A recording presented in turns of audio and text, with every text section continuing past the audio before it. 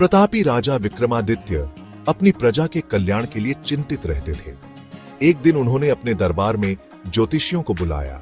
मनुष्य के भाग्य का निर्माता कौन है? ज्योतिषी उत्तर देने लगे।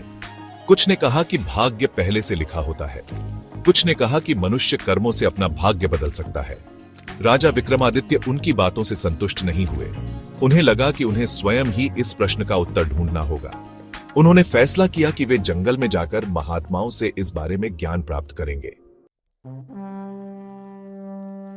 राजा विक्रमादित्य ने अपना राजसी वस्त्र त्याग दिया। वे एक साधारण यात्री बनकर जंगल की ओर चल दिए। जंगल घना और भयावह था। जंगली जानवरों की आवाजें आ रही थीं। राजा ने कई दिनों तक कठिन यात्रा की। उन्हें भूख और प्यास लगी, लेकिन उन्होंने हार नहीं मानी। वे अपने लक्ष्य को पाने के लिए दृढ़ संकल्पित थे।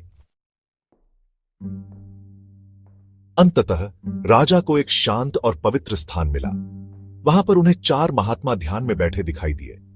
राजा ने उन्हें प्रणाम किया और विनम्रता से अपना प्रश्न पूछा, मनुष्य के भाग्य का निर्माता कौन है, भाग्य या कर्म? महात्माओं ने मुस्कुराते हुए कहा, राजन, आप स्वयं अपने भाग्य के विधाता हैं। आपके कर्म ही आपके भविष्य का निर्माण करते हैं। महात्माओं ने राजा को एक कहानी सुनाई। बहुत समय पहले की बात है। एक जंगल में 4 भाई रहते थे। एक दिन उन्हें एक घायल पक्षी मिला।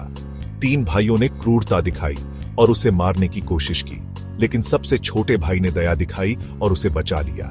वह छोटा भाई और कोई नहीं, बल्कि राजा विक्रमादित्य स्वयं थे। महात्माओं ने बताया कि उनके अच्छे कर्मों के कारण ही उन्हें राजा का पद मिला, जबकि उनके भाई अपने क्रूर कर्मों का फल भोग रहे हैं। इस प्रकार राजा विक्रमादित्य को समझ आ गया कि कर्म ही सबसे महत्वपूर्ण है। उन्होंने यह शिक्षा अपने हृदय में धारण की और अपनी प्रजा को भी अच्छे कर्म करने के लिए प्रेरित किया। याद रखें, आपके कर्म ही आपकी पहचान है।